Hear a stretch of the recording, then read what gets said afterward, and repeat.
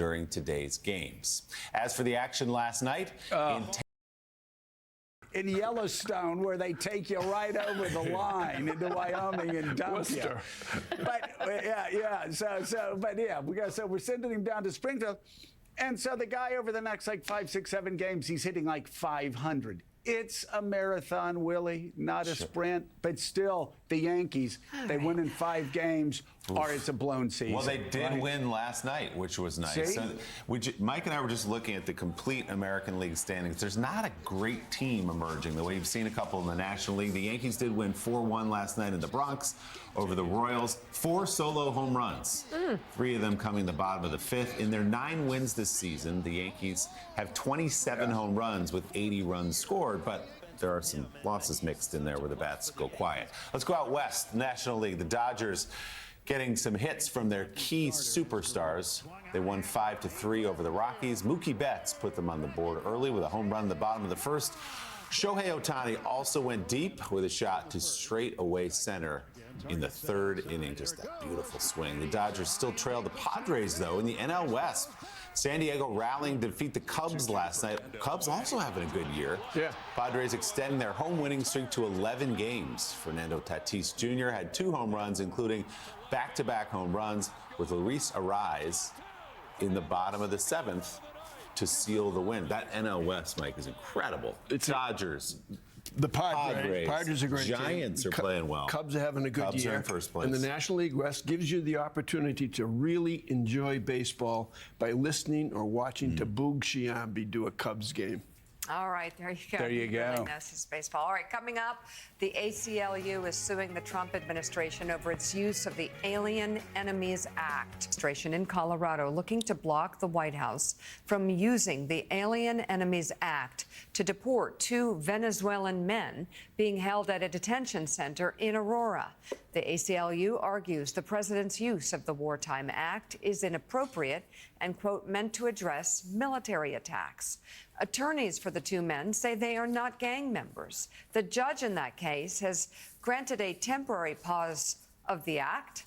The ACLU has filed similar challenges to the Alien Enemies Act in Texas and New York. And joining us now, the president of the ACLU, Deborah Archer. She's also an associate dean at the NYU School of Law and the author of the new book out today entitled Dividing Lines: How Transportation Infrastructure Reinforces Racial Inequality, which we will get to in just a moment. But first, tell us more about this legal action against the Trump administration and these 2 men in particular. What is their status? Yeah, this is one of the many ways that the Trump administration are taking laws that were designed for a different time and a different era and really weaponizing them in our immigration system. And here they are labeling folks who have been not proven to have committed any crimes, who have not been afforded due process, and trying to deport them based on allegations that they're gang members, that they're engaged in criminal behavior. And it really violates our Constitution and so many fundamental principles and laws we have around immigration. Deborah, how are you finding the courts responding? Because I know you all have been aggressive in these early days of the Trump administration about pushing back against some of the things you see as unlawful, because the president and the Trump administration have worked so hard to discredit the courts, to discredit judges who rule against them.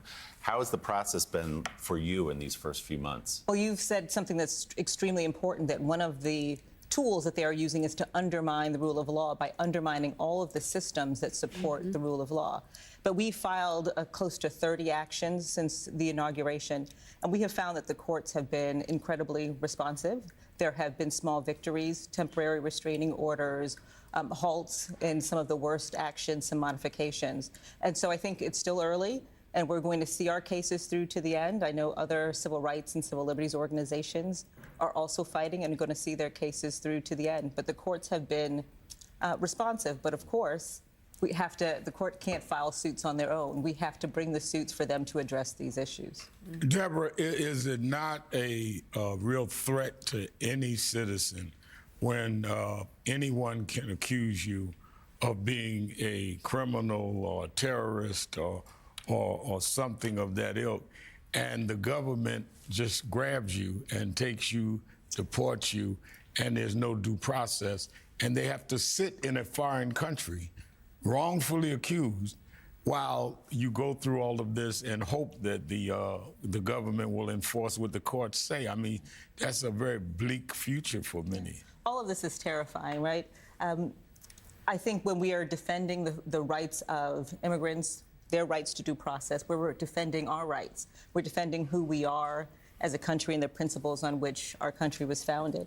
And I think it's important that we push back, because if the Trump administration is allowed to get away with what they're doing right now, we have seen they're only going to push further and further, jeopardize more rights, and bring more people into that circle of danger. And so if you are going to do this to men who have been, the courts have repeatedly said they have not committed crimes, that they have not been charged with crimes. There's no evidence that they are gang members, that they have not had the opportunity in court to prove their innocence, to prove that they're not gang members. And if the administration can do this to them, they're certainly going to try to do it with others. Let's talk about your book, Dividing Lines. You write in part this: the nation's transportation system is a material manifestation of the structural racial inequality built into the foundations of this country. And as with the legal and social barriers that separate us, these physical barriers are not just the unfortunate byproducts of well-meaning bureaucrats who did not understand the impact of their choices. It is not a coincidence that the transportation infrastructure decisions of the 20th century buttressed the racist decisions that came before them. Often one set of choices was as deliberate as the other. In many ways, these physical barriers are more effective than purely legal barriers, because as hard as it is to change a racist law or discriminatory social norm, it can be even harder to tear down a highway or reroute a subway line. Can you give us examples of what you're writing about here? Yeah. So transportation infrastructure, I think, is a bit of a paradox. We know that it's something that can connect us to opportunity, that can connect communities, but it's also been a tool to divide us, to oppress communities, to exclude folks. So after the victories of the 50s and 60s, where we saw racist laws fall, we then saw lots of communities around the country adopt transportation infrastructure to kind of a new tool of Jim Crow to lock in that inequality.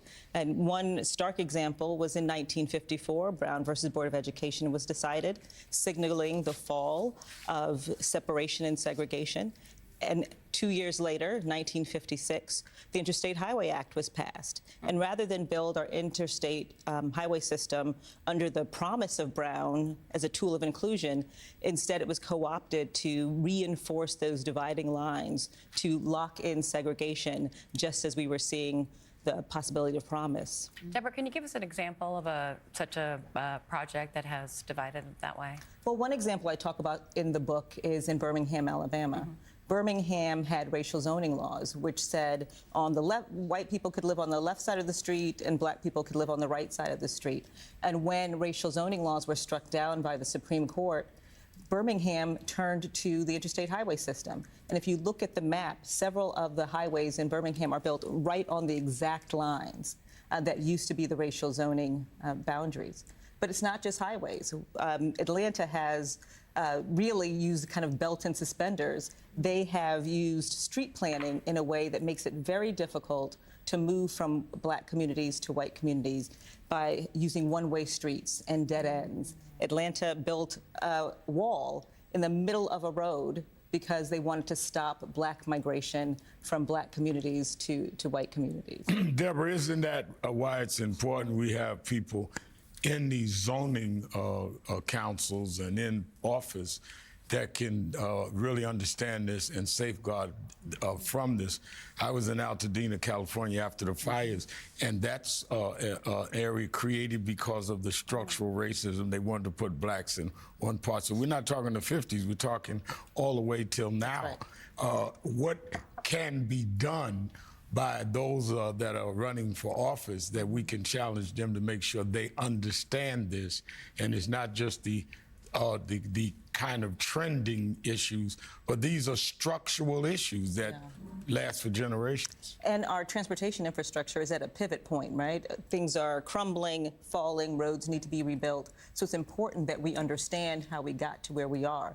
Zoning laws, eminent domain, urban revitalization, economic investment, they all seem like good tools, but they've been tools that have been used to divide, and they still can.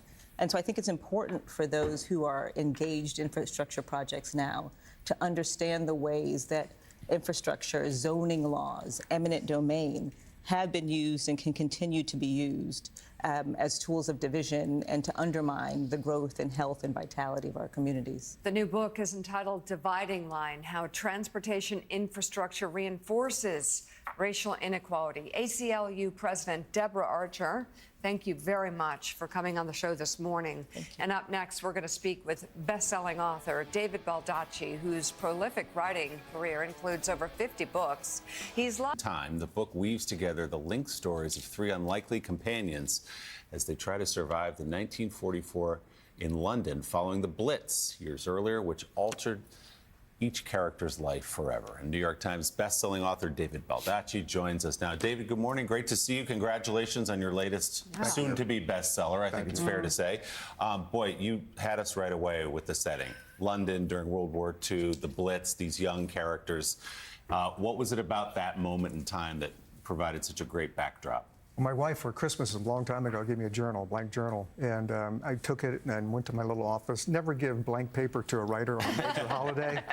I wrote the first 200 pages of this novel in longhand because I think better in cursive. But I've been an Anglophile for a long time. I've traveled over the UK. I went to Australia, New Zealand recently, and I love that time period because it's a life lesson that's immortal. You know, we can use that every day when we overcome adversity. But the theme of this novel is there are three characters: Charlie from the East End, who has almost nothing; Molly from the West End, who has everything; and then in the middle, in the Strand, is this bookseller, Ignatius Oliver, who's bereaved.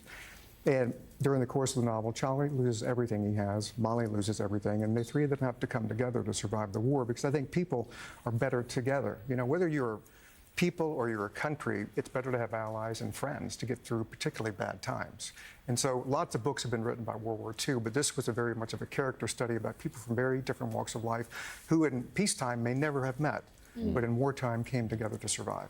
You know, David, the reach and the depth of World War II, its hold on people's imaginations, even today, generations after the war ended, it causes some people, me included, to reflect on the fact that it was a different world, a different country at the end of World War II. And would we be better off today if we had more of the strength of the World War II generation? Absolutely, I think so, because it gave us the complete spectrum of emotion, the human experience, and that good versus evil and everything in between. My dad was in the Navy in World War II, and he would tell me about going across the North Atlantic, bringing cargo ships, and he was on a destroyer, and he spent a lot of time in England, and they were under attack every day. You know, foreign bombs fell on their country every day, unlike our country, except for Pearl Harbor.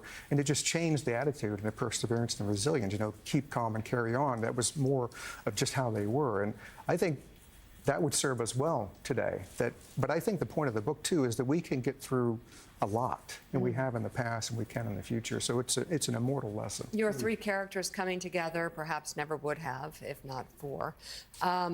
Is this book ultimately not just about humanity, the human bond, but trust? It is. You know, I grew up in Richmond, Virginia, the tail end of Jim Crow. And I grew up surrounded by racism and bigotry.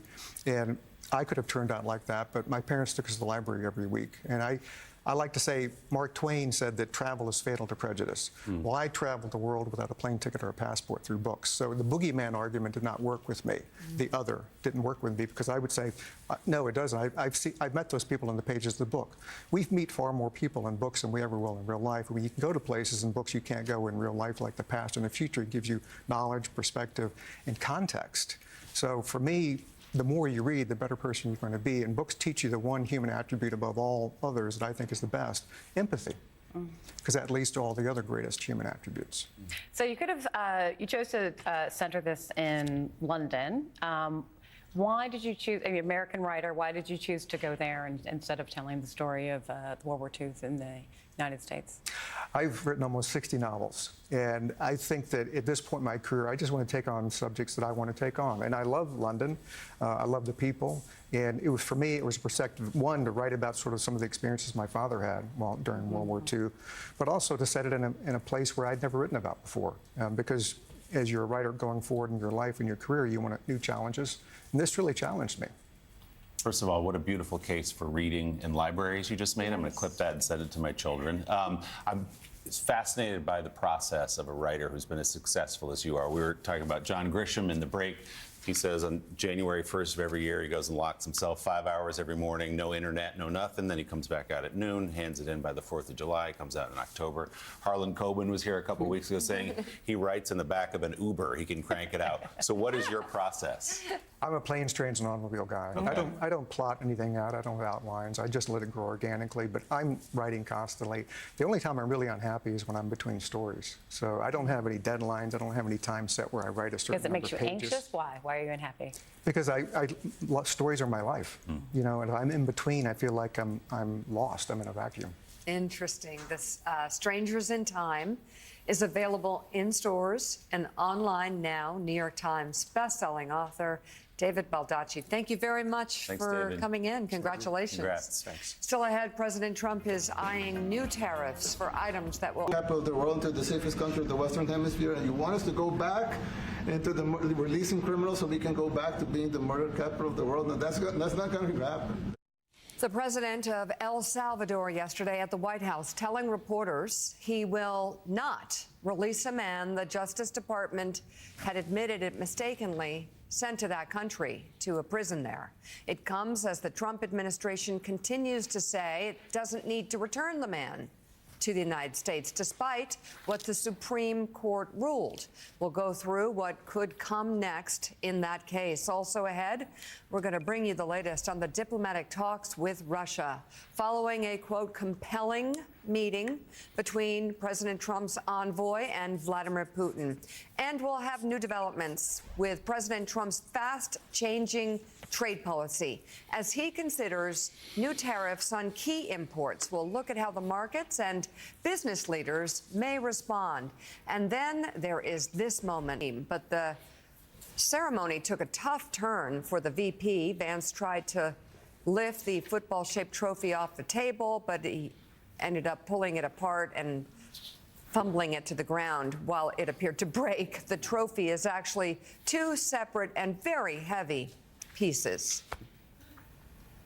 Good morning and welcome to Morning Joe. It is Tuesday, April 15th. Along with Joe, Willie, and me, we have MSNBC contributor Mike Barnicle, Rogers Chair in the American Presidency at Vanderbilt University, historian John Meacham. He's an MSNBC political analyst. Joe, got a lot to break apart here with this story about the man who was mistakenly sent to El Salvador, and that also doesn't even mention all the others that did not receive a version of due process. Well, yeah, so much to talk about with that meeting, and we're going to get to that, obviously, at the top of the show. I will say, Willie, on a lighter note, where's David Letterman when you need him? You know, when I saw that moment where the trophy fell apart, I could only think of George W. Bush trying to bounce a basketball, being deflated. Ball, yeah. One of Letterman's great moments, but that was yesterday. You're assuming it's attached, right? But it kind of rests in there. But, you know, at Ohio State, Vanderbilt, Alabama, we stress ball security. You cannot fumble, cannot turn over the football. So I'd like to see him just grip that a little tighter next time when he gets the chance. Yeah, exactly. So a lot to talk about, Mika, like you said, a lot to talk about. It's very interesting. I'm in London talking to economic leaders, reporters, journalists, also talking to academics. And, you know, the Wall Street Journal editorial page today talks about the new economic opportunities and diplomatic opportunities that are occurring because of the president's tariff war. And they say those economic and diplomatic opportunities, though, unfortunately, are for China. If I could sum up everything I learned yesterday, 3 months after I was here and I've talked about it on the show a good bit, but 3 months after, all I heard in Britain and Europe was about America's supremacy, economic supremacy, and how they wanted to be more like us. And that was 3 months ago, 4 months ago in December. Things have changed so dramatically. And just as the Journal was talking about China's new diplomatic and economic opportunities, what I'm hearing here is new economic opportunities for Britain and the rest of Europe, economic diplomatic opportunities. Also, and this is important because the Harvard story that we're going to be talking about this morning also. Yeah. Institutions here, whether you're talking about at Cambridge, Oxford, all across Europe, they can't believe their luck. They can't believe that America is dumb enough to cut funding to NIH. America is dumb enough to cut funding, R&D funding. They're dumb enough to chase off the best and the brightest students. And they're getting those students coming here. And actually, so a Britain and a Europe that 3 or 4 months ago said we're never going to catch up with America, just said, my God, they're actually slowing down and going to let us catch up. And the big start, again, that Harvard story, they think they're owning Harvard. They think they're owning Columbia. They think they're owning these schools. And I mean, they've said, all right, we want to destroy one of these big schools. All they're doing by cutting those grants is they're helping China. They're helping the EU. They're helping Britain. They're helping economic competitors and allies by basically saying, yeah, you know what? We're not interested in this anymore. We're going after an ideological agenda. And you can have the best and brightest minds in tech. You can have the best and brightest minds in AI. You can have the best and brightest minds in bio research. It's really, again, they cannot believe what we are doing to ourselves. Well, we're going to get to a couple of those stories and read from the Wall Street Journal in just a moment. But first, the Trump administration and El Salvador's government are striking a defiant tone in the case of Kilmar Abrego Garcia, the Maryland man who was mistakenly deported to El Salvador's notorious mega prison last month. El Salvador's president met with President Trump at the White House yesterday amid the administration's sweeping immigration crackdown. Despite repeated calls for Abrego Garcia's return to the U.S., both leaders made it clear he won't be coming back. How can I return him to the United States? Like I smuggle him into the United States, or what do I do? Of course, I'm not going to do it. It's like, I mean, the question is preposterous. How can I smuggle a terrorist into the United States? I don't have the power to return him to the United States. As many as possible. And I just asked the president, you know, it's this massive complex that he built, jail complex. I said, can you build some more of them, please? As many as we can get out of our country that were allowed in here by incompetent Joe Biden through open borders. Willie, of course, and Mika, Abrego Garcia has never been charged with any gang-related crimes. And in 2019, an immigration judge actually barred him from being deported to El Salvador, saying he'd be harmed there. The Justice Department has acknowledged, Willie, time and again, he was deported because of an administrative error. Now, last week, the Supreme Court directed the Trump administration to facilitate his return to the United States. But here's the thing, though, Willie. There was ambiguity there, and it's ambiguity that a lot of people were talking about beforehand, where they said, help facilitate the return, and then in another sentence, they directed the district court judge, though, to make sure you respect the president's ability to be commander-in-chief and run U.S. foreign policy. Obviously, basically giving an escape route for whether it's the president or Stephen Miller to say, hey, the Supreme Court agreed with us. And this is something that Danny Zavala said last week, which is, you may think this is a win for Garcia. The Supreme Court's going to look at this and say it's a win for them. And that's exactly what they did yesterday. Yeah, and President Trump and others in the room yesterday sort of misrepresented what the Supreme Court did actually say in its ruling and said it was purely on our side. So leaving that ambiguity gave them the opening to say we won that case. President Trump then in that meeting yesterday kind of went around the room asking members of his cabinet to weigh in on the deportation of Abrego Garcia. Listen to what Attorney General Pam Bondi, White House advisor Stephen Miller, and Secretary of State Marco Rubio had to say. First and foremost, he was illegally in our country. He had been illegally in our country.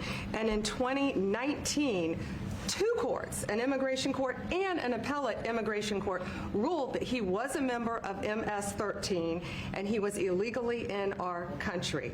Right now, it was additional paperwork had needed to be done. That's up to El Salvador if they want to return him. That's not up to us. The Supreme Court ruled, President, that if, as El Salvador wants to return him, this is international matters, foreign affairs. If they wanted to return him, we would facilitate it, meaning provide a plane. So, as Pam mentioned, there's an illegal alien from El Salvador. So, with respect to you, he's a citizen of El Salvador. So, it's very arrogant even for American media to suggest that we would even tell El Salvador how to handle their own citizens as a starting point. As two immigration courts found that he was a member of MS-13. I don't understand what the confusion is. This individual is a citizen of El Salvador. He was illegally in the United States and was returned to his country. That's where you deport people, back to their country of origin, except for Venezuela that wasn't refusing to take people back, or places like that. I can tell you this, Mr. President, no, the foreign policy of the United States is conducted by the President of the United States, not by a court. And no court in the United States has a right to conduct the foreign policy of the United States. It's that simple. End of story. Let's bring in NBC News senior Homeland Security correspondent Julia Ainsley and NBC News national security editor David Rode. Good morning to you both. So, David, what did you hear in those comments as they sort of went around the room? Donald Trump opened the floor to his cabinet. It's this, I would say, odd sort of performative loyalty test in terms of repeating the same talking points, many of which don't, correctly describe what the Supreme Court ruled or the facts of what happened in Abrego Garcia's case. He was never convicted in a full court of being a member of this gang.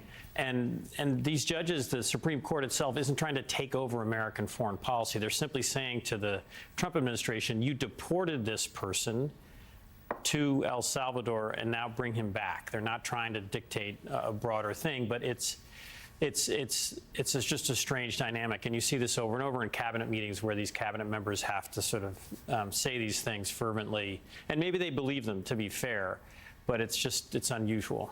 Julia Ainsley, what's your reporting on this? Obviously, there was another deportation flight even after the 9/0 ruling, and also, what questions are you looking at as it pertains to this quote mistaken return of Abrego Garcia? Yeah.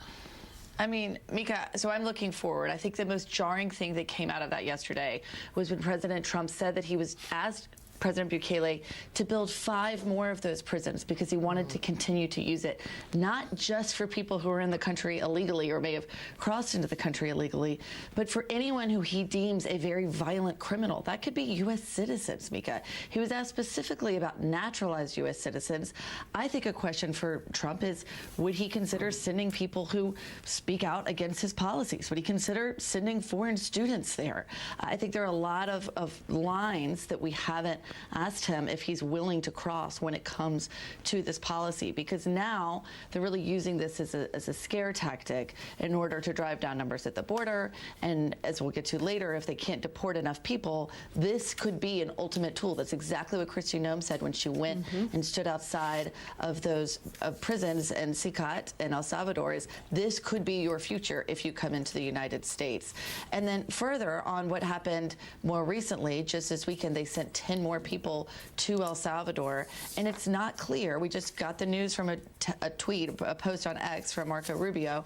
It's that they sent 10 more people to El Salvador, and instead we don't know whether or not they complied with the Supreme Court order when they were weighing in on a separate part of this policy, where they said that anyone going to El Salvador, even under the Alien Enemies Act, gets the right under due process to argue why they should not be part of the class that gets sent there in the first place. So it's unclear under what provision they sent these people. Now, it could be they just simply did it under the Immigration Nationalities Act, not Alien Enemies Act, which would in turn mean that they could have already had final orders of deportation. And now doing it that way has not been challenged in court if you actually just deport people to El Salvador. But even still, these are people who may not be from El Salvador. Most of them are Venezuelan, being held in these conditions. So looking forward, I think this is just the beginning of this relationship between Trump and Bukele and the beginning of how much we're going to see. They wouldn't even put a limit on how many people they're going to be holding in those facilities. Still ahead, President Trump once again floats the idea of deporting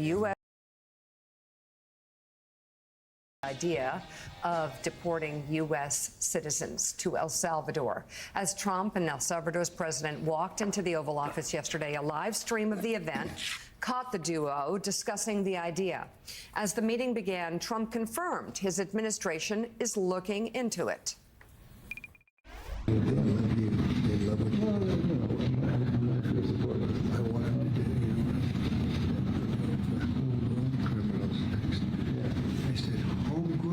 Are next.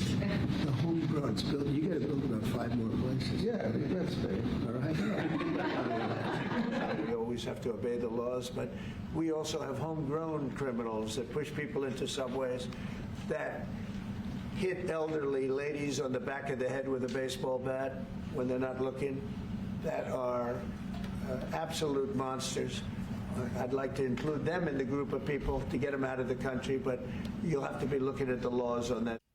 Okay, David Rode, let's talk about the legality here of that and also how it compares to Trump's first term when it comes to those cabinet members and head of DOJ, what they would have said. So the president is talking about sending American citizens to essentially a foreign penal colony. Where President Bukele has said the current people there, he doesn't know when he will release them. So this is a startling change, a huge step forward just in this administration that he's even talking about this idea. And then it's remarkably different from the first term. In that first term, you saw that the administration went out of its way to make sure the Supreme Court with the travel ban, which was, a huge issue. There were 4 to 5 versions of it to get it up to snuff so that the Supreme Court would say this was legal. Here, it's ignore the Supreme Court. It's dismiss the Supreme Court, and to bring up these more and more, again, I guess, frankly, legally radical ideas. It is illegal and unconstitutional to send an American to a foreign prison, like, period, full stop. And, I was surprised and alarmed by what was said. Well, and again, it is Pam Bondi can do all the research she wants to do. The Justice Department can, but it is illegal and it is unconstitutional to send Americans to these prisons. My only point I will make, though, on the Supreme Court decision on Garcia is it's probably going to go back up to the Supreme Court.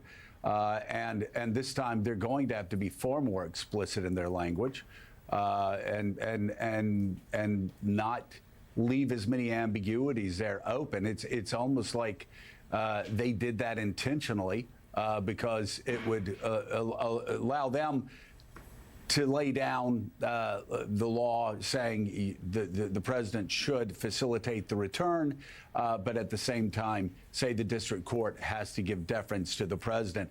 There is a way to write that up far more specifically, and chances are good they've only delayed the inevitable and the inevitable showdown. John Meacham, I want to go to you, not only about what happened in the Oval Office yesterday, and the message that it is sending around the world. I also, though, want to talk about what we discussed, what I was discussing off the top of the show, and what I'm hearing over here from business leaders, academics, what I'm hearing from tech leaders, what I'm hearing from everybody I talk to, which is, to use a soccer reference, the United States is committing one own goal after another. We're scoring on ourselves.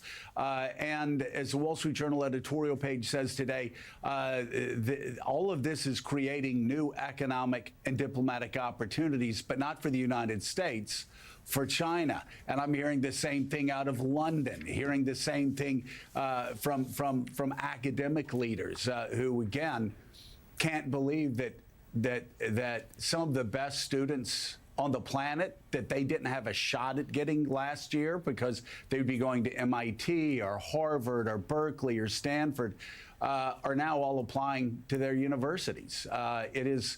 It is, and I will say too, not to go on and on, but it is really something. It's one of the reasons I came here in December, one of the reasons I'm here now, to hear how shocked they are that we're cutting funding to NIH, not because it's going to hurt them, but because it's going to drive researchers from America to London, to Paris, across the continent, across the world. It is very surprising that we are giving up all the advantages we are giving up to China, as many in Europe are now looking east for new trading opportunities with China. One of the ironies of all this is that the America that so many supporters of the president seem to want to go back to is the America that was built by the institutions, the impulses, the investments that they, I'm not even gonna say they want to undo them, because I don't think they really voted for that. They voted for this man, and whatever this man does, they're willing to follow. But we had this argument from 1945 until 1952. Were we going to build walls? Were we going to retreat from a world that had led to these two global cataclysms, the two world wars? Or were we going to engage and invest? And it was a ferocious battle. There was red baiting. There was legitimate arguments about whether we were better off focusing on what Herbert Hoover called the Gibraltar of America, just stand alone if we can. And it was President Eisenhower and President Truman, one Republican, one Democrat. They couldn't stand each other by the time they had sort of ended up on the wrong side of politics. So this isn't some sort of dorky nirvana I'm talking about. These were competitive political parties, competitive political men who made a decision at the beginning of the Cold War that we were going to compete, and we were going to research, we were going to build. We might not see instant returns on a dollar, but that's what research is. It's, to use a biblical allusion this Holy Week, it's bread upon the waters. Sometimes it comes back. And the builders won that debate, and now that's being undone. And I think that's one of the particular tragedies. There are a lot unfolding at the moment. Yeah. But it is, as you say, it's a self-inflicted wound, and one that it may or may not be generational. I fear that it is, because if you're a scientist, if you're looking for a stable world in which to pursue your work, what makes you think, after the last decade in American politics, that the United States is a stable and safe environment for you to pursue something that may or may not find favor with a particular party? Coming up, we'll read from the National Review's new editorial calling for Kilmar Abrego Garcia's return to the United States. That's straight ahead on Morning Joe. Popped a mushroom while she was up there. And I mean, this is the kind of interview you typically... This is Google Pixel 9a with Gemini. It's free. This is a ridiculous pretense because the president of El Salvador will clearly do anything we ask. The U.S. government is paying El Salvador $6 million to hold detainees for a year, after which we will determine their disposition. So we have functional control of the detainees. However inconvenient it is for the Trump administration to admit that at the moment. The administration can bring him back the easy and correct way as soon as possible, or play a losing hand in the courts while someone we never should have sent there sweats out his days in a terrorist confinement center. That is the new piece from the National Review. So, Mike, as you sit and absorb all this, you watch that spectacle in the Oval Office yesterday where the president went around the room and had his cabinet officials and the Attorney General offer praise to his policy and sort of distort some of the facts in this case. What did you make of it? Well, this is a real moment for us as a country. That's what I made of it and make of it today. I mean, we are around 80 days into the Trump presidency, his second presidency. We're on the verge, 4 or 5 days away from the 250th anniversary of the start of the Revolutionary War in Lexington and Concord, Massachusetts. We have a president who wants to make Canada the 51st state, threatens to invade Greenland because he wants it. A president who literally, if you listen to him, has never made a mistake. 95% of the problems that he has today, he blames on Joe Biden, but he is perfect. And I have the awful feeling for the first time in my life, John Meacham, that we are seemingly slow walking ourselves toward autocracy. That we are slow walking ourselves at a moment in time when every American family has their own issues. They're worried about college tuitions. They're worried about their high school kids. They're worried about the jobs they have, the money they make. They worry about inflation, the stock market collapse to some extent. But behind all of that screen of everyday problems that people face, we have a potential conflict between a piece of paper that people died for 250 years ago. The piece of paper is called the Constitution of the United States of America. And it seems to me now we are hours, perhaps days away from a confrontation, Donald Trump versus the Constitution of the United States. What do you think? I think you're right. I think that confrontation is coming. I think a lot of us have worried about it, feared it, and have to hope and make the case, tell the story that you just told, which is that this isn't some notional thing. This isn't some idealistic or ideological or, God help us, partisan struggle. The Constitution exists for the reason that other covenants exist. It is to protect ourselves by making sure that other people are protected. That's what a covenant is. You surrender a certain amount of liberty, a certain amount of agency in order to have maximum liberty and maximum agency in what is a difficult and fallen world. I mean, that's what this is. And, you know, one of the things that I think we've seen that I don't want to say I've been surprised by, but it's been particularly vivid, is this notion of this unfolding example of picking on the weak. Not just this, picking on the strong is one thing, right? But picking on the weak is part of what the Constitution, part of what the United States was invented to, if not prevent, at least minimize. And I would just say this as a test of citizenship for all of us. Democracy works if just enough of us are willing to defer immediate gratification, right? That you know, if there's something we want and we just want to grab it, which is part of what the President of the United States is doing, right? There's things he wants to do, so he does them. Part of democracy is not giving in to every impulse, every whim that we have. Because, in fact, we're taught that the more we can be together, the stronger we become. And we can only be together if we obey the rule of law.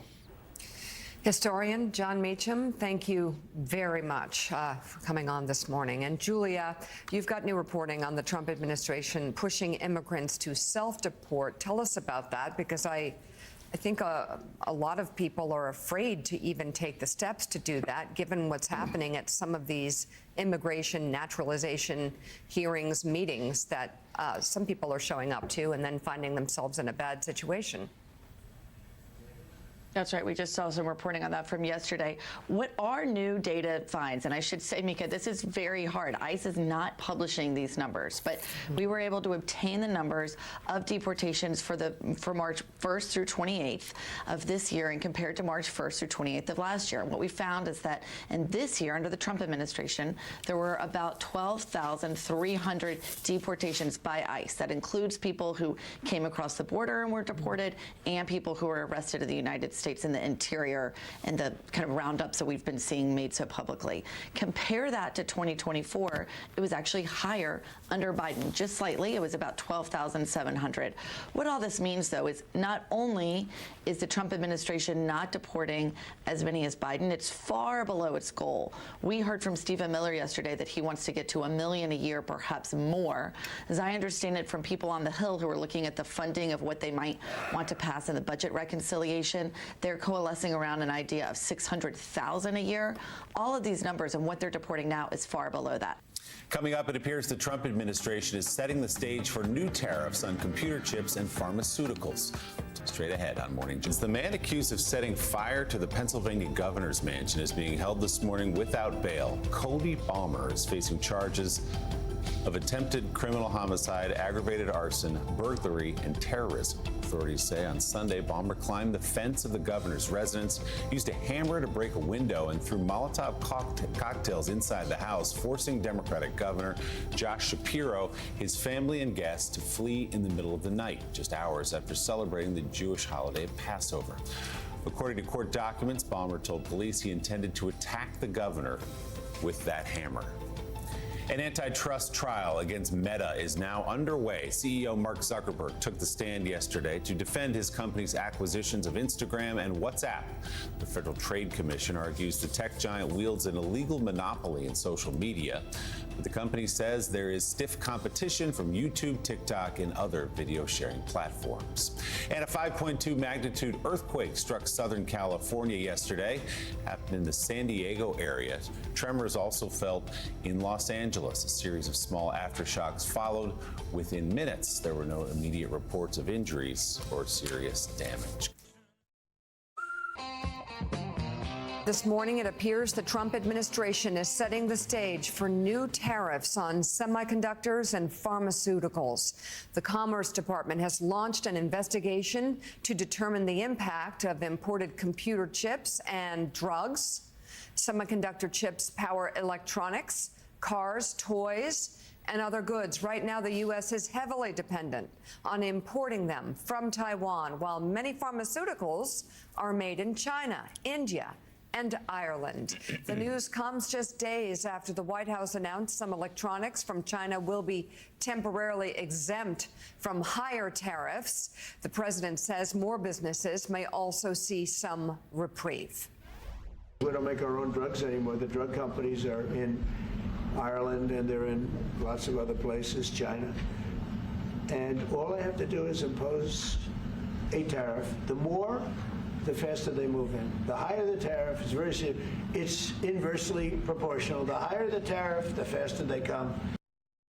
I'm looking at something to help some of the car companies where they're switching to parts that were made in Canada, Mexico, and other places, and they need a little bit of time, because they're going to make them here, but they need a little bit of time. So I'm talking about things like that. What about any Apple products, other cell phones? Look, I'm a very flexible person. I don't change my mind, but I'm flexible. And you have to be. You just can't have a wall and you'll only go. No, sometimes you have to go around it, under it, or above it. There'll be maybe things coming up. I speak to Tim Cook. I helped Tim Cook recently, and that whole business. I don't want to hurt anybody. Meanwhile, as America's trade war with Beijing escalates, Chinese leader Xi Jinping is trying to strengthen economic ties in Southeast Asia. Xi visited Vietnam yesterday and signed dozens of cooperation agreements. Joining us now, columnist and member at the editorial board of the Financial Times, Gillian Tett. And Gillian, the president's last words there in that soundbite was, "I don't want to hurt anyone." There's a lot of people who would love an exemption. I have an email here from a business owner in New York City who, at current levels, their costs, if the tariffs remain at the current levels, will increase more than 17 times. The level of expense is not sustainable. We simply cannot stay in business under these conditions. He will be shut down. That is a story which is being played out over and over again. People are freezing in their tracks right across the economy right now. And one of the things that's really scary is that there's a survey which Bank of America does of the global fund managing, big fund managers, the guys who decide where to invest, and the girls. And basically, we've just seen in the last few weeks the fastest shift in sentiment on record. If you go back a month ago, the big international fund managers were overweight American assets. They believed in American economic exceptionalism. Now 3/4 have lost faith in American economic because of this incredible uncertainty. Joe. You know, Gillian, first of all, we got to get our schedules more aligned. We're switching next places. Month. We just talked about that. Next month. But I had a roundtable yesterday interview, which I'm going to be showing later this week. And one of the people that was on was, of course, somebody you know very well, Jeremy Adelman. But as I said at the top of the show, whether it was academics, business leaders, tech leaders, nobody can believe the sort of own goal the United States is committing on itself and the opportunities not only for Britain, for great institutions like King's College, but institutions all across Europe. And they were talking, though, also said you really have to back up and to better understand this. You know, there are a lot of distractions, but we basically have a bipolar world with the United States and China. And that's what the United States needs to be focusing on. They're giving up their competitiveness, which leads me to ask, why aren't we rushing to do deals with South Korea, with Japan, with the very people and the places where she went yesterday? Well, that's a really fantastic question. And the reason I'm actually in the US right now is partly because I was at a conference in Vanderbilt just a few days ago with a whole number of military and intel people talking about where America and the world is going in terms of cyberspace and AI and things like that. And the message that emerged very, very loudly and clearly is that it is entirely impossible to make a chip, to do anything like have a smartphone or let alone a military system right now without a supply chain which involves Japan and South Korea and the Netherlands and the UK and the US all working together. You simply cannot make anything right now without taking components from all around the world. So the idea of putting tariffs puts everything into freeze. And so, of course, a number of countries are looking at each other and trying to work out how to actually work together to keep those supply chains going. Of course, countries like the UK or elsewhere are trying to pull in disaffected American scientists and cyber people and things like that. There are now efforts underway to take American cybersecurity experts who don't want to stay in America across to Japan or Singapore or places like that because they need that talent there. So in many ways, a key message from what's been happening is that this is a massive own goal for America. It's helping China dramatically, and it's helping many other countries as well. Coming up, we'll turn back to our top story of the morning. The president of El Salvador saying he will not. My eyes, they're dry, uncomfortable, looking for extra hydration. Now there's Blink NutriTears. It works differently than drops. Blink NutriTears is a once daily supplement, clinically proven to hydrate from within, helping your eyes produce more of their own tears. To promote lasting, continuous relief you'll feel day after day. So I was very impressed with him, really very impressed. Great guy. Could we use it for Violent criminals, our own violent criminals? I call them homegrown criminals. Yes. I mean, the homegrowns. The ones that grew up and something went wrong and they hit people over the head with a baseball bat. We have, and push people into subways just before the train gets there, like you see happening sometimes. We are looking into it and we want to do it. I would love to do that.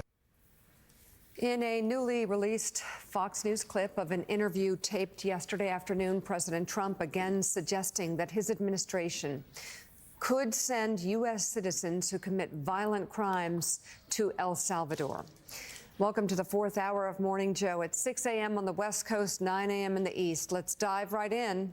The Trump administration and El Salvador's government are striking a defiant tone in the case of Kilmar Abrego Garcia, the Maryland man who was mistakenly deported to El Salvador's notorious mega prison last month. NBC News senior White House correspondent Garrett Hake has the details. This morning, amid multiple court standoffs, the White House digging in on immigration. We're getting them out. The Justice Department acknowledges Kilmar Abrego Garcia, a father of three with a work permit in Maryland, was deported to a notorious prison in El Salvador as the result of an administrative error.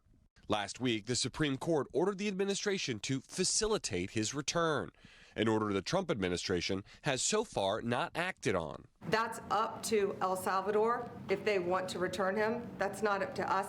Meeting with President Trump on Monday, El Salvador's president, who refused to send Abrego Garcia back. How can I return him to the United States? Like I smuggle him into the United States, or what do I do? Of course, I'm not going to do it. The White House now arguing Abrego Garcia was not mistakenly deported, instead claiming he's a member of the violent gang MS-13. His family denies it, and he's never been charged criminally in either country. In the same meeting, President Trump also floated deporting U.S. citizens. We also have homegrown criminals. I'd like to include them in the group of people to get them out of the country, but you'll have to be looking at the laws on that. Before the meeting, Trump can be heard on a live stream shared by the Salvadoran president's team. Trump telling Bukele he may need more prisons. Homegrowns are next.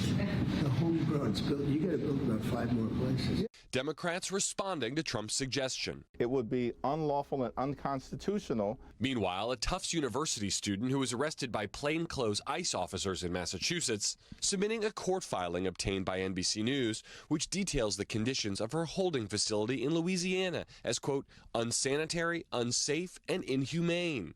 In a hearing about the matter, the government arguing Rumeysa Ozturk should not be moved from the Louisiana detention center she has been in for nearly 3 weeks and sent back to Vermont. NBC's Garrett Hake with that report. And joining us now, we have the host of Way Too Early, Ali Vitale, special correspondent at Vanity Fair and host of the Fast Politics podcast, Molly Jong Fast, and former MSNBC host and contributor to Washington Monthly, Chris Matthews, is with us. MSNBC and NBC News legal analyst Danny Savalos, and former state attorney for Palm Beach County, Florida, Dave Ehrenberg. So we've got a lot going on here. I want to start with this, though, Danny. Complicating matters is that Abrego Garcia, the mistaken, and I use that word lightly, I put that in quotes because aren't they all these deportations that have happened to this El Salvador prison legally questionable? But in terms of this mistaken deportation, it's not clear how the U.S. Supreme Court would have jurisdiction. Points made by Secretary of State Marco Rubio yesterday. Take a look. I don't understand what the confusion is. This individual is a citizen of El Salvador. He was illegally in the United States and was returned to his country. That's where you deport people, back to their country of origin, except for Venezuela that wasn't refusing to take people back, or places like that. I can tell you this, Mr. President, no, the foreign policy of the United States is conducted by the President of the United States, not by a court. And no court in the United States has a right to conduct the foreign policy of the United States. It's that simple. End of story. So, you know, there's been a lot of criticism of the Supreme Court, the way they phrased their decision, and you predicted how everything would go down on Friday. And at the same time, this is difficult, isn't it? And the Supreme Court may have done all they can do. You have an El Salvador resident return to El Salvador, and a judge in Washington, D.C., telling El Salvador to send back one of their own residents to the United States. It's more complicated than it looks, which Marco Rubio is pointing out that, look, what's the deal, guys? Politically, we'll get to the politics of this. This is a winner for the Trump administration, in my opinion. And then on top of it, distracting from all the other questionable deportations. Can you comment on the Secretary of State's explanation of this? The Secretary of State's explanation, like much of the Trump administration's position, all was predictable. And as you mentioned, I was here on Friday and I read the Supreme Court's order, and anyone reading it could have seen this coming. I would love to be some talented fortune teller. Right. I'm not. If you just read the language of the Supreme Court order, that order said, and I'm quoting from it, that any directive the lower court came up with would have to give due regard to the executive branch's exclusive authorities over foreign affairs. The Supreme Court essentially said to the lower court, go back, tell the administration how to facilitate this return if you dare, or if you can find a way to make the administration do it. The administration knew that from reading the language. They could just sit back and say, hey, we've done everything we can. And their position is, we view the word facilitate as removing all domestic obstacles. So if he happened to make it back here to Cleveland, we would have no problem taking him. But now that he's in El Salvador, there is nothing we can do because, as Rubio said, this is infringing on the area, the exclusive executive area of foreign affairs. And just one little footnote here, too. There's been much reporting, and correctly, that the government admitted this was a mistake. But keep in mind, that will not be the administration's party line, because the attorney for the government who said that, the administration has essentially disavowed this person. They put him on administrative leave. They, for not zealously representing the government.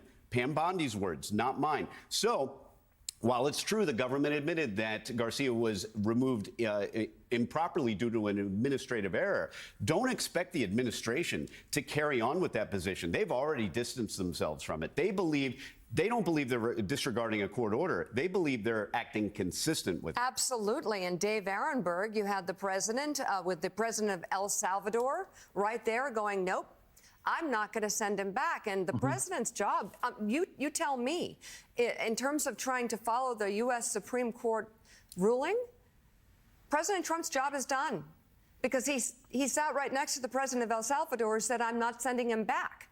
Therefore, any attempt to facilitate his return ends with the president of El Salvador, does it not? Well, that's what they're trying to say, Mika, but it's obvious that President Bukele would have this individual on the next flight home in first class if Trump demanded it. Judge Zinnes was right, the district court judge. You don't rid yourself of constitutional responsibilities of due process by outsourcing your detention. And we're actually paying El Salvador to lock these folks up. And Kristi Noem, the Secretary of the Department of Homeland Security, said this is a tool in our toolkit. So if it is one of our tools, we can fix the problem. I don't think we're in a constitutional crisis yet, though, Mika, because the administration is playing games with the interpretation of federal court rulings, but they're not outwardly defying federal judges. No one's been held in contempt yet.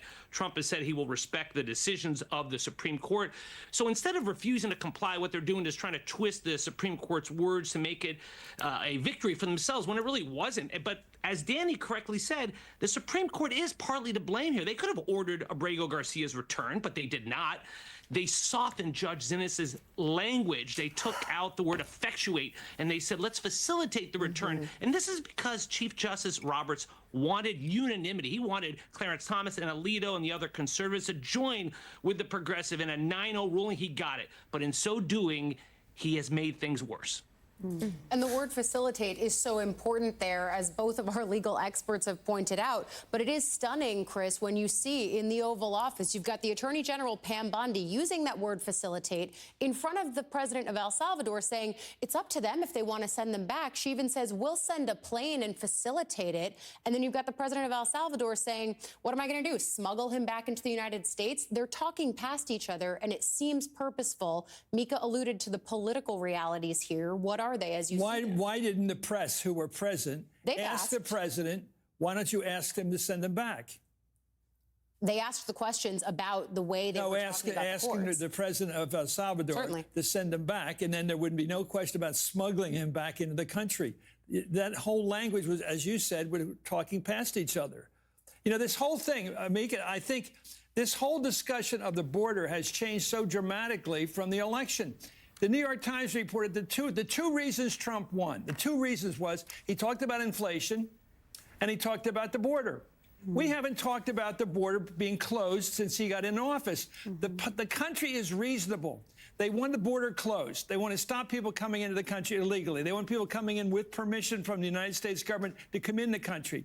But also, they seem to want to get people who've actually broke the laws in this country. Two laws. Break the law coming in, and then break the law here in terms of criminality here. In this case, the issue has come down to something that's right on the border. People don't want somebody punished who isn't committing a crime, who's not in a gang, who's not a dangerous gang.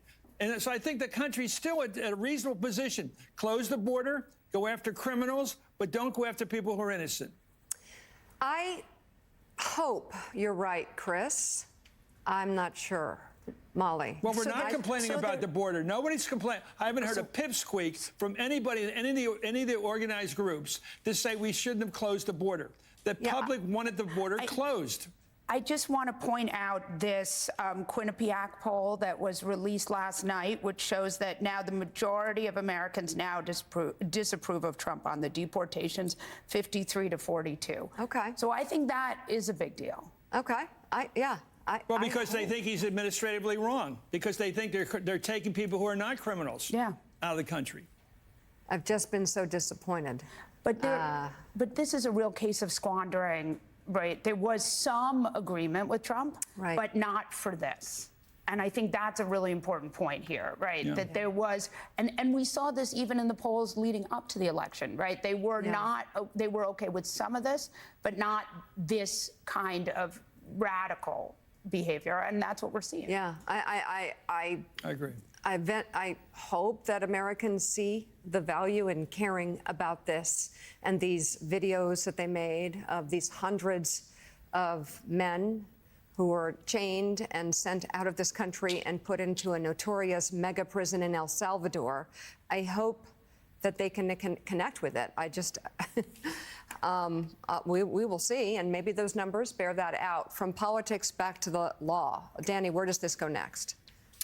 I think this road could be leading to contempt. And what I also think, and I don't know that any federal judge will be candid about it, but I think there are a lot of federal judges who don't want this to go down the road of contempt, because that raises a really thorny issue of who do you hold in contempt in the chain of command? Because every human being in the administration's chain of command can say, I was ordered to do it, except one person. And that person is at the top of the chain of command. So if you're a judge, whether it's a Supreme Court or a district court judge, and you find that someone has acted in contempt in this administration and their reading of the order is wrong, who do you punish? That may be the next tricky constitutional issue. All right, and here's another one. Dave Ehrenberg, this one's for you. Despite a recent court order, the Associated Press says its journalists were still denied access to the Oval Office yesterday for a meeting between President Trump and the president of El Salvador. Last week, a federal judge ordered the administration to restore the news outlets' access to White House spaces while a lawsuit continues to play out. The AP has been barred from the White House since February over the outlet's refusal to use the term Gulf of America instead of Gulf of Mexico. Dave Ehrenberg, your thoughts? This is a twofer for the administration, Mika. They get to go after the press, and they get to say, look, the courts are on the side of the liberal media, and that plays with the MAGA base. The courts and the press are two of the enemies of the MAGA base. So he wins by losing. Even as he loses court decisions, this could get all the way up to the Supreme Court again. And then the question is, will we be in a constitutional crisis if he ignores the court's rulings? I think that he will comply with the Supreme Court's ruling. He knows how important Justice Roberts and his team are. And also, if he does comply and he says, well, I was forced to do it by the courts, again, that's winning by losing. He goes down as a martyr, and he gets to blame those liberal judges and justices wearing the black robes who people in his orbit all hate. Former state attorney for Palm Beach County, Florida, Dave Arenberg, and MSNBC and NBC News legal analyst Danny Cevallos, thank you both very much. Presidential envoy Steve Witkoff discussed his latest meeting with Russian President Vladimir Putin. Witkoff suggested that Putin clarified what he wants in exchange for a permanent peace with Ukraine without providing details. It was a compelling meeting, and towards the end, we actually came up with, and I'm going to say finally, but I don't mean it in the way that we were waiting. I mean it in the way that it took a while for us to get to this place. What Putin's request is to have a permanent peace here. So beyond a ceasefire, we got an answer to that. So in a post on social media earlier in the day, President Trump offered praise for Putin and blamed both President Biden and Ukrainian President Zelensky for allowing this travesty to begin. Russia invaded Ukraine. The Wall Street Journal's editorial board has a new piece entitled Putin's Latest Answer to Trump's Ceasefire Proposal. It reads in part this: President Trump offered his proposal for a 30-day ceasefire between Ukraine and Russia in early March, and Ukraine quickly accepted. Vladimir Putin's latest niet came Sunday in the form of another missile strike against civilians in the Ukrainian city of Sumy. The ballistic missile attack killed 34 people, including 2 children, and injured more than 100 as it struck university and residential buildings, as well as civilians in the street. Targeting civilians is a war crime, but that is nothing new for the Kremlin. Mr. Trump and his chief negotiator, Steve Witkoff, keep saying Mr. Putin wants peace. President Trump's 30-day ceasefire proposal has now been on the table for longer than the ceasefire would have lasted. The peace Mr. Putin seems to want is the peace of the grave for Ukrainians. Chris Matthews, Volodymyr Zelensky spoke out recently talking about, he was asked whether he felt the United States was behind Ukraine. And his answer was very painful. It was, that he believed the people of the United States are with him, but not so sure about the government structure and whether or not there's a full support of Ukraine.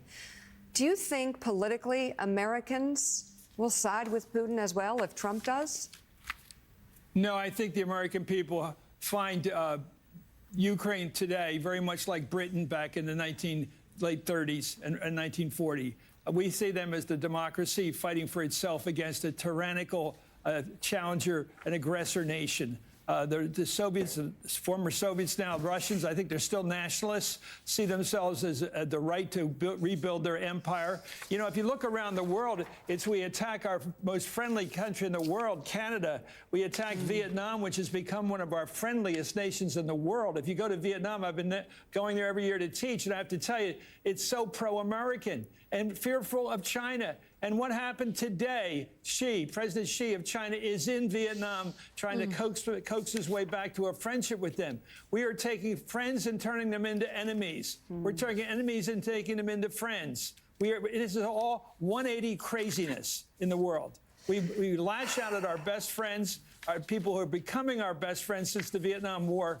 And certainly with Canada, nobody in America has any animus towards Canada. There is none in America anywhere. No one has a problem with Canada. And so we fight with our best friends that we go visit over there, and we sometimes get confused. Oh, we're not in our country. No, we're in Canada, a friendly country. And we go to Russia. Nobody thinks Russia's on our side. Nobody thinks North Korea's on our side, or Iran, or China. We know who our enemies are. They're geopolitical. They're obvious. They're factual. But Trump has this weird love of Hungary, of Russia, of North Korea in the strangest way. He wants to make friends with our enemies. What is he up to? I don't have any conspiracy theories, but I do not get it. I do not get what this guy's love of Russia particularly is. And always forgiving them. We have Witkoff, who seems like a serious guy, a serious negotiator over there, trying to find out what is their problem with peace. The problem with peace is it doesn't expand the former Soviet empire. It doesn't include Belarus, and it doesn't threaten Poland, and it's not going to take Crimea and all those countries. They want more land. This is the old Russian land grab. They want more land. This is what's going on, and Trump refuses to see it. Yeah. No, Chris, you're absolutely right. And a point of personal privilege, I guess, I have to point to Ed Luce's book that's about to come out. That's actually on my father's life, but it's actually an incredible history lesson into the decades and decades and decades of work that has been done to secure this country, to build alliances, to push back at Russia's aggression. And your words just now broke my heart. I mean, I can't believe what is happening. It is sad, and it is going to be a self-inflicted wound that this country, I hope, recovers from. But we're headed in an interesting direction right now. That is for sure. Time now for a look at some of the other stories making headlines this morning. The number of confirmed measles cases in the U.S. has now surpassed 700. 32% of those occurred in patients under the age of 5, while 38% were between 5 and 19. Out of the 79 cases that required hospitalization, 45 were of patients who are 5 years and younger. Get vaccinated. Lawmakers in Hungary have passed a constitutional amendment that allows the government to ban public events held by LGBTQ+ communities. The amendment also paves the way for authorities to use facial recognition software to identify those who attend prohibited events. Legal scholars say the move is yet another step toward authoritarianism by Hungary's populist government. And American Airlines says it plans to make Wi-Fi free for members of its loyalty program starting next year. The change comes after similar moves by JetBlue, Delta, and United Airlines. Right now, American Airlines in-flight Wi-Fi routinely tops out at $20 per flight. You pay for something that obviously many times that you fly doesn't even work. So it's a good idea. Coming up, a national security investigation into imports of semiconductor technology may pave the way for another new round of tariffs. We'll dig into that story with CNBC's Andrew Ross Sorkin when he joins us next ahead of the opening bell. That is all straight ahead on Morning Joe. We're back in 90 seconds.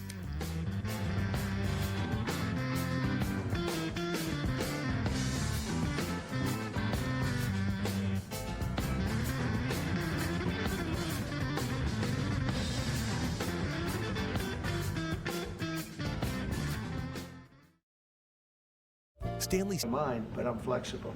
And you have to be. You just can't have a wall and you'll only go. No, sometimes you have to go around it, under it, or above it. There'll be maybe things coming up. I speak to Tim Cook. I helped Tim Cook recently, and that whole business. I don't want to hurt anybody. President Trump on how more businesses may see some reprieve to recent tariffs.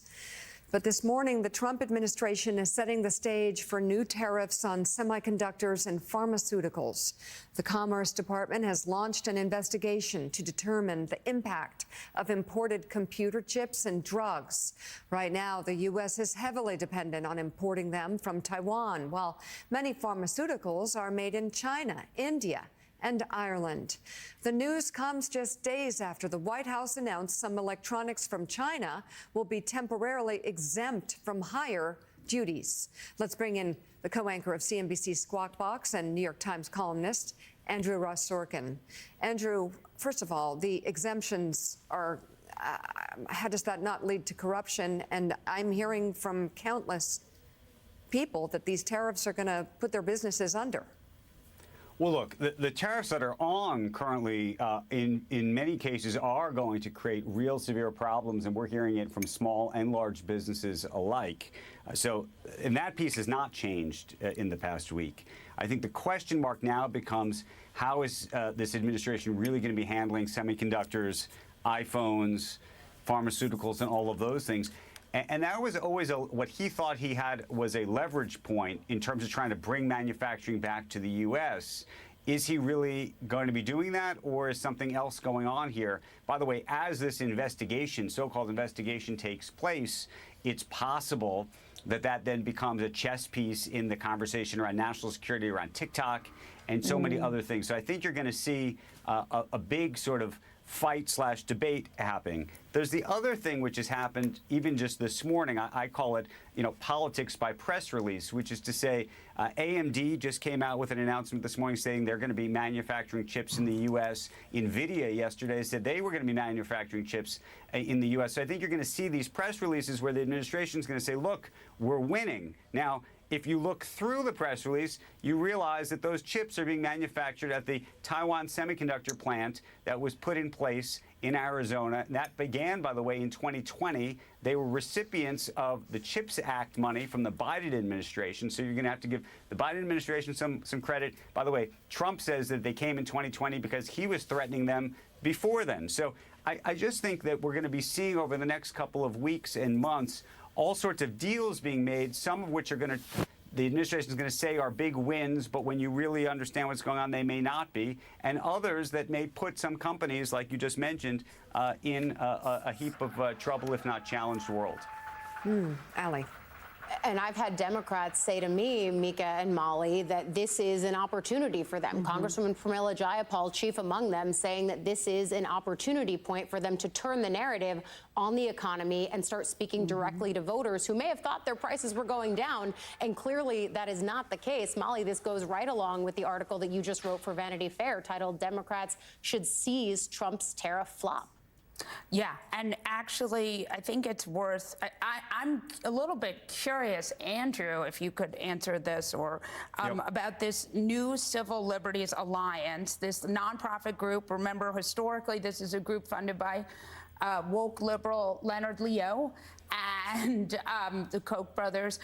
They have a case that is perhaps winding its way to the Supreme Court, which would take away the president's tariff powers. So talk to us about how that factors in.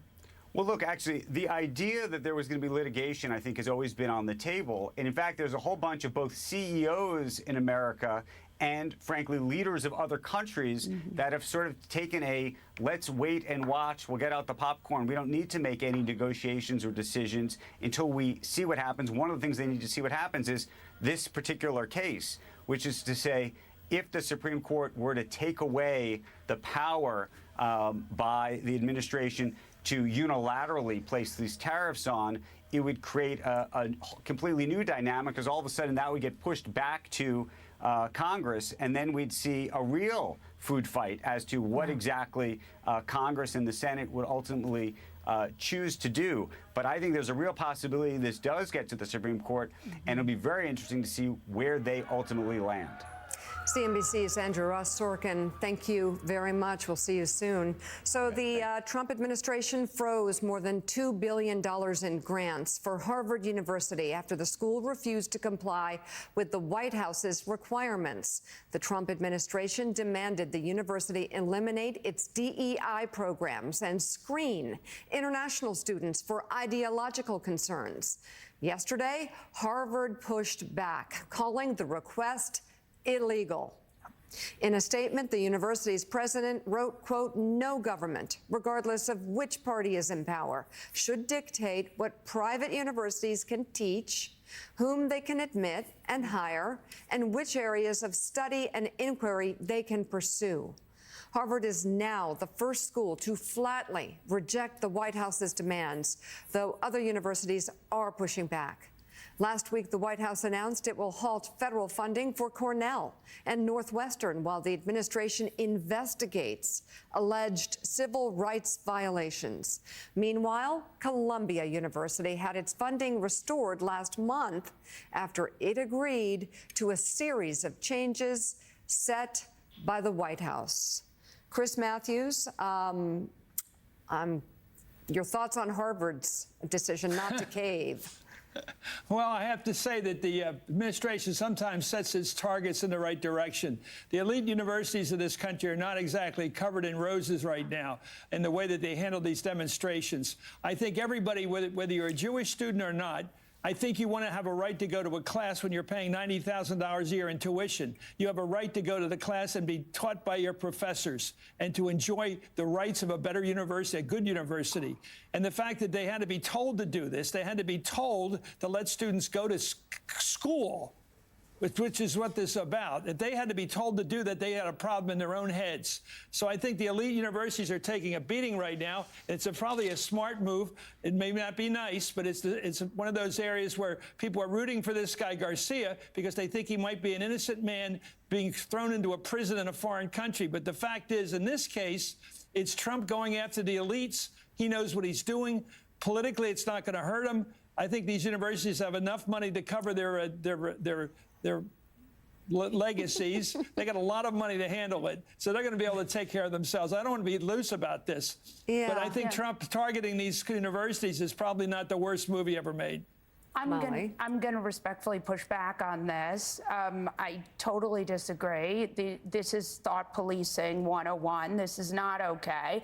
The truth is, and I say this as a Jew, this is not. They are using anti-Semitism as a cloak. Right? If this administration really cared about anti-Semitism, there's a lot of stuff they could do. This is not about that. This is about targeting universities. This is about targeting speech. This is right out of an authoritarian playbook. And this is, and you know, they may say that it's one thing, but what I've been really impressed with is that we're seeing a lot of universities push back because they know this is illegal. So we have, right after Harvard did it, we saw MIT go right after that. We had already seen the president of Wesleyan, Michael Roth, do a really great job of pushing back. He was joined by the president of Amherst. There are huge numbers of academics and academic institutions that are going to push back on this because this is absolute government overreach at the highest order. It has nothing to do with anti-Semitism and everything to do with authoritarianism. Former President Obama praised Harvard for their, all right, different points of view here. This is what we do. But here's what the former president said about Harvard's decision. Chris, you want to take the final word? I just want to say something that happened in Harrisburg the other night. And I think that guy breaking in and starting a fire to kill the family of the governor of Pennsylvania was a serious act. It looked like anti-Semitism, but it happened over a Seder weekend. I think there's a real challenge. I asked my friends who are Jewish, I said, are you worried? And they say yes. And this is a problem. And the treatment of those students at Columbia is a serious problem. You don't stop a kid from going to school their parents paid for. It's serious. And it was judged, it was against those students and said, you can't go to class even to take an exam. Well, seriously, if you don't think that's a problem, you got a problem yourself. I'm a Jew. I absolutely believe that anti-Semitism is a real and serious problem, but I also think that taking over Harvard University's teaching and academia and ideology is not the answer. Fair enough. We'll leave it there and come back to this because this sounds like a good debate to have here. Chris Matthews, thank you. And you can now read his new Substack, Hardball with Chris Matthews. I love it. Still ahead, we'll take a look at the video coming out of Southern California after yesterday's earthquake there, including how elephants protected their own at the San Diego Zoo as the ground shook. Morning Joe is coming right back.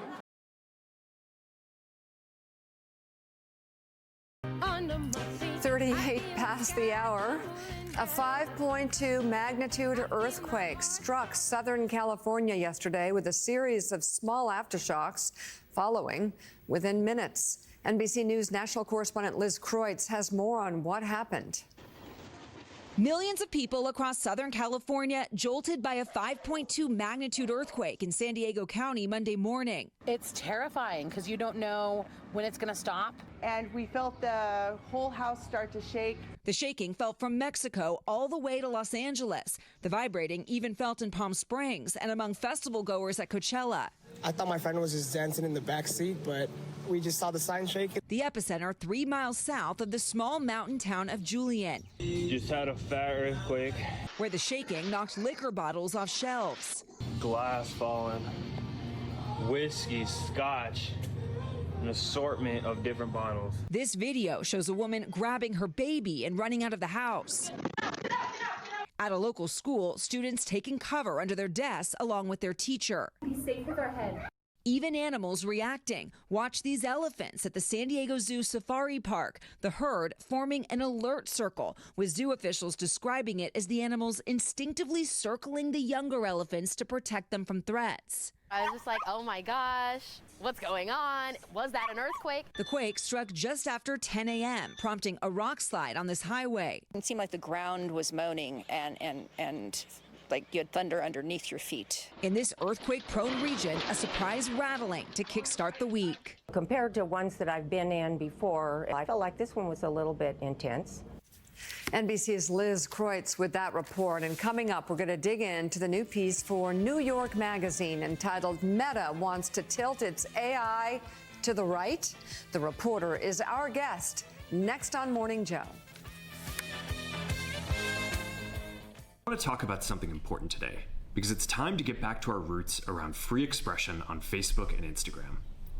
I started building social media to give people a voice.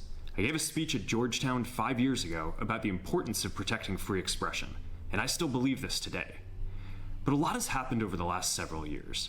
There's been widespread debate about potential harms from online content. Governments and legacy media have pushed to censor more and more. The recent elections also feel like a cultural tipping point towards once again prioritizing speech. So we're going to get back to our roots and focus on reducing mistakes, simplifying our policies, and restoring free expression on our platforms. That was Meta founder Mark Zuckerberg's online message from January, announcing Facebook's removal of its fact-checking system, describing it as a return to free expression. Now, Zuckerberg and Meta are concerned about liberal bias in artificial intelligence platforms, namely Meta's own large language model entitled Llama. According to our next guest, Meta is making the argument that suggests the types of training data available on the internet leads to popular chatbots answering questions about topics in a way that has historically leaned left. And technology columnist for New York Magazine, John Herman, joins us now. All right, tell us exactly how this is happening, or they claim this is happening. Well, what Mark Zuckerberg is doing here, or what Meta is doing, is making the case that there's bias in AI. That all these new chatbots have been trained on basically the whole internet. They've scraped all these articles, all this academic literature, all these comments and everything. And what comes out of that is an AI model that has absorbed all this stuff, including biases that they say are left-leaning. So you've got people asking chatbots about controversial social issues, about election-related stuff, and they're getting answers that at least some of them are unhappy with. And conservatives love drawing attention to this. You ask it about COVID, you ask it about vaccines, you ask it about the outcome of the 2020 election, and you're going to get consensus, sort of supported general stuff like, yeah, Joe Biden won that election, or, vaccines tend to help with these things. And this has become a hot button issue in the way that for many decades, media bias has been, a real area of concern, but also politically useful. The way that social media bias, as Mark Zuckerberg is talking about, has become this really powerful tool, as an accusation for people like Donald Trump to say Facebook is biased, Twitter is censoring us, things like that. Next up, it's AI. The next big thing is the next big argument about bias. Right, Molly. So there's a sort of famous adage that facts have a liberal bias, right? Talk to us about that, because that seems to be what's happening there. AI tools are almost like a parody of that argument, because the way these tools work is they pull in truly anything these companies can get their hands on. Petabytes of information just scraped from the internet, from other data sources. And if you scrape a bunch of high quality content, a lot of that stuff is going to be produced by, experts who are under suspicion these days. This isn't to say that AI bias isn't a real problem. People have been studying this for decades, but they're usually focusing in good faith on questions like if we use AI to screen resumes, or if we use AI for looking at apartment applications, is this going to be discriminatory? Are there gaps in the data that we should expect? What this is doing is sort of flipping that over into this really familiar, like, actually the problem is discrimination against conservatives. Whatever else you were talking about, now it's about this. There you go. The new piece is available to read online now. Technology columnist for New York Magazine, John Herman, thank you very much for coming on the show this morning. We really appreciate it. We'll take a look at some of the other stories making headlines this morning, including the history made at the Army's Best Ranger competition. We'll explain that next on Morning Joe. Here we're waiting to see the drogue parachutes deploy from the crew capsule. Those are like the guide parachutes. There you go, the drogue parachutes, just free fall. Honestly, now that part was relatable, Mika. I was on board with the screaming. Absolutely. Yeah, I would have been kissing the ground, too, for sure. Would have been screaming and, yes, definitely kissing the ground. So we had historic female milestones above and now here on Earth because history was made at the Army's Best Ranger competition this year. For the first time in the event's 41-year run, a woman competed in the program, which is sometimes called the Olympics of the Armed Forces. First Lieutenant Gabrielle White, who graduated Ranger School in 2022, became the first woman and first African-American woman to enter this grueling 60-hour test of strength and skill. She and her teammate finished 14th out of 52 teams. Really impressive, Mika. Amazing. And time now for a look at the morning papers. We're going to begin in California, where the San Francisco Chronicle is looking into the safety of CT scans, the widely used medical imaging technology. A new study finds that the scans may be more harmful than previously thought and account for about 5% of new cancer cases in the U.S. each year.